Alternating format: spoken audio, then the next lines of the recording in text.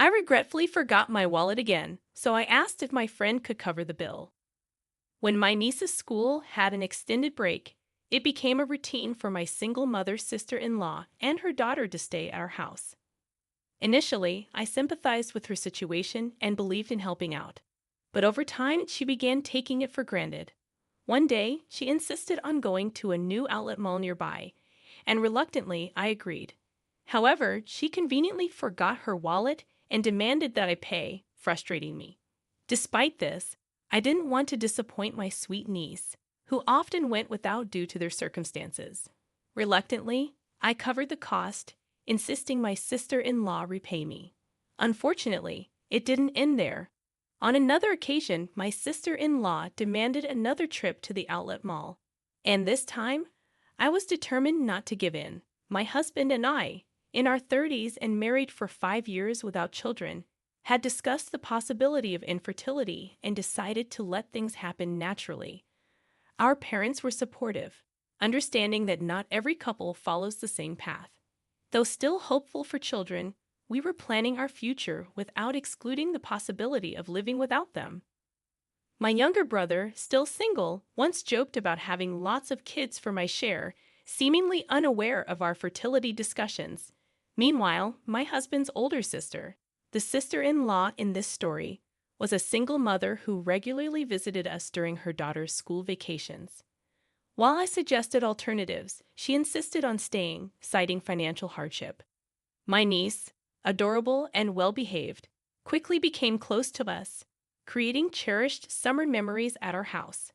As she entered middle school, the expenses began to mount with stationery, magazines, and fashion. Despite not wanting to interfere, my husband and I decided to give a generous middle school entrance gift. Touched by the thoughtful thank you letter, we looked forward to enjoying our separate vacations due to his work commitments. However, after Marine Day, my sister-in-law and niece unexpectedly arrived, announcing their month-long stay, reminiscent of previous years. I reminded her of our agreement to end these extended stays, but she brushed it off, saying, "I'll just stay in the room." Entering the room confidently, my sister-in-law remarked, "I've used every year," while my niece hesitated. Urged by her mother, my niece hurriedly brought their luggage, apologizing to me before following. Casually settling in, my sister-in-law suggested a visit to a new nearby outlet mall. Controlling the air conditioner and changing settings, she made herself comfortable, expressing delight at not worrying about saving electricity while sipping on a chilled beer my husband had prepared. Frustrated, I called my husband, who couldn't leave work due to their unexpected visit. He asked me to handle his sister for the time being, promising to talk to her when he got home, even if it meant working late. Troubled by her unexpected stay, I couldn't ask him to leave work early. Reluctantly, I decided it was better to take my sister-in-law and niece to the outlet mall than to have them linger around the house. My niece, seemingly interested, nodded along with her mother's conversation. Despite my reservations, I couldn't bring myself to ask her to endure it, especially considering she's my husband's relative. Unprepared for lunch and with unexpected guests, I reluctantly agreed to take them to the outlet mall, opting for a bus due to the heat. Complaining about the walk and the absence of the car, my sister-in-law begrudgingly understood the situation. As we arrived at the outlet mall, she started fussing about forgetting her wallet. Her explanation about mistakenly putting her credit card back in her wallet didn't make sense. While I pondered her story, my niece looked momentarily disappointed but soon smiled, saying she's happy just looking around. Feeling sorry for my niece, I suggested covering today's shopping, estimating it wouldn't exceed $400 for 3 people. However, my sister-in-law seemed most delighted, eyeing expensive items from famous brands. I ended up playing the role of her wallet, using my credit card since I didn't have enough cash. Demanding repayment as soon as we got home, my sister-in-law claimed she couldn't do it right away, citing a lack of cash and a forgotten bank card. When I suggested using her credit card's cash advance, she claimed her credit cards had expired, blaming a mix-up with a new one. I pressed her for proof, incredulous that she had allowed her cards to expire 3 months ago. She explained that she had panicked and switched wallets when her old one broke, making an honest mistake. She didn't want her in-laws to know about her financial struggles. Having already burdened them with the divorce, I found it challenging to be too harsh with my sister-in-law, especially since she promised to repay me once back at her house. During that summer, she stayed with us for about a month.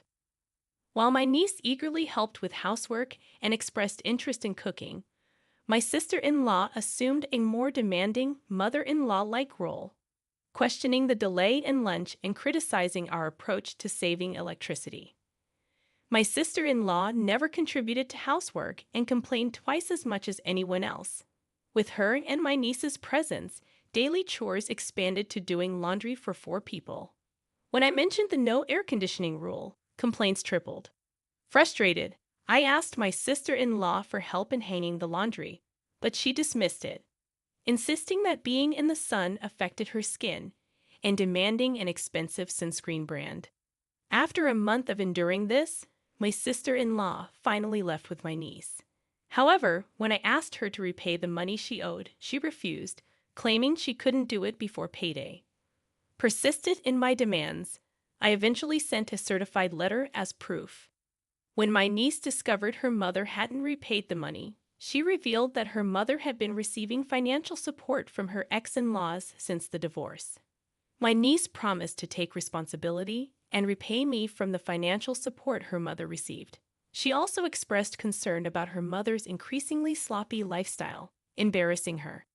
This situation fueled my anger towards my carefree sister-in-law.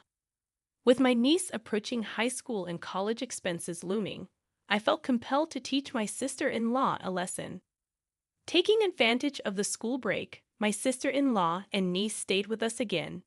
Immediately upon arrival, my sister-in-law demanded a trip to the outlet mall, claiming she needed winter clothes. Sensing a potential repeat of her carelessness, I had already contacted some allies. After about 2 hours of shopping, my sister-in-law called, admitting she forgot her wallet and requested I cover the cost. Half of me thought it was typical, while the other half was exasperated. Claiming that my niece wasn't feeling well and we had already gone home, I declined to cover her expenses. Infuriated by her carelessness regarding her daughter, I emphasized that all she had to do was admit she didn't have enough money and return the items. Why did I have to cover the expenses for her shopping? Regardless, I needed to proceed with my plan. I informed her that I would be back soon after dropping my niece off at home. She questioned the time frame, and I mentioned I had just reached a nearby bus stop, indicating it would take another hour using public transportation. Surprisingly, she accepted this without demanding a taxi, making me suspicious that she might be up to something. She likely didn't want to risk me not coming back if she complained too much. An hour later, I arrived at the designated store with my collaborators. My sister-in-law was there, arms full of clothes and bags, instructing the staff to add more items. It seemed she planned to shop even more while awaiting my return. When I greeted her with an apology for the delay, she was surprised to see familiar faces beside me. Alongside me stood my husband, who was supposed to be at work, and then my father-in-law appeared, changing my sister-in-law's expression from surprise to confusion. She stammered, questioning why my husband was there. In truth, I had informed him about her failure to repay the money, and he was aware of everything that had transpired. He had agreed with my plan and was actually at home on a day off, hiding in the bedroom when my sister-in-law arrived. I had followed our plan and told her he was at work, and she believed me without checking. After hearing the story from my niece, my husband agreed that we should inform his parents. We reported everything, including her extended stay and refusal to repay the money. When I explained our plan for the day to my in-laws, they were furious, saying it was outrageous. After separating from my sister-in-law at the mall, I immediately contacted them.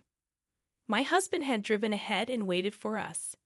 My niece and I left my sister-in-law and went to the parking lot, where my husband was waiting to drive us to a hotel to meet my in-laws. They had planned to go on a short trip to a rural area, but they prioritized our situation over their trip and waited at the hotel. I felt bad that their plans were ruined, but they insisted on dealing with my sister-in-law's antics first. As planned, we left my niece with my mother-in-law at the hotel and returned to the outlet mall. When we confronted her, my sister-in-law furiously accused me of being cheeky for someone who was just a wallet to her. However, my husband and father-in-law took away all the clothes and bags she was holding. My husband retorted, "What are you doing? Don't return my clothes. They're not yours if you're not paying for them." My sister-in-law hesitated for a moment as my father-in-law returned the items to the store staff. My husband then dragged her out, and as he pulled her arm, she screamed, "It hurts. Let me go. Someone help, he's attacking me." Realizing she couldn't overpower him, she started accusing my husband of being a villain.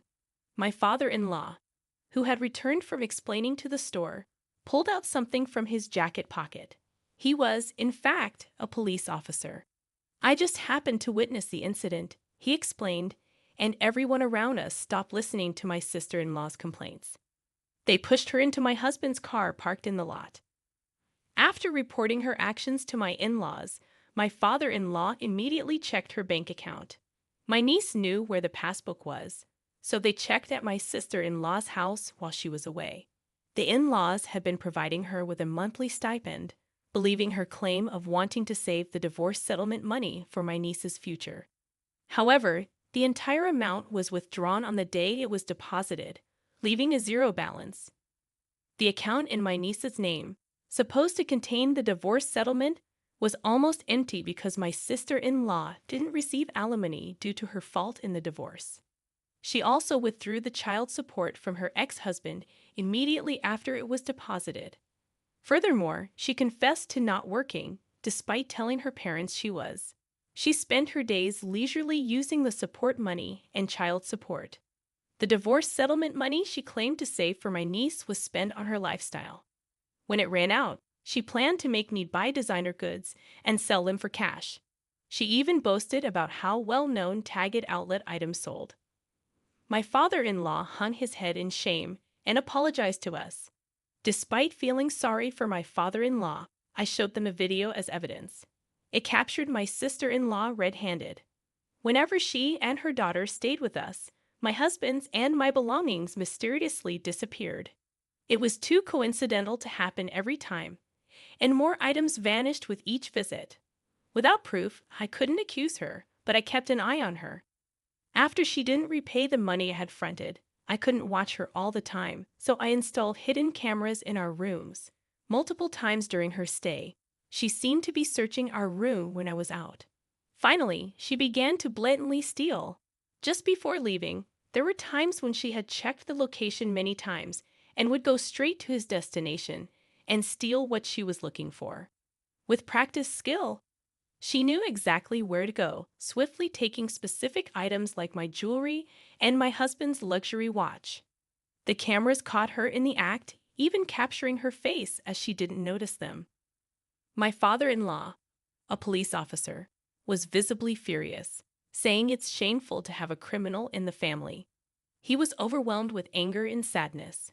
When confronted, my sister-in-law brazenly claimed she had already sold the stolen items.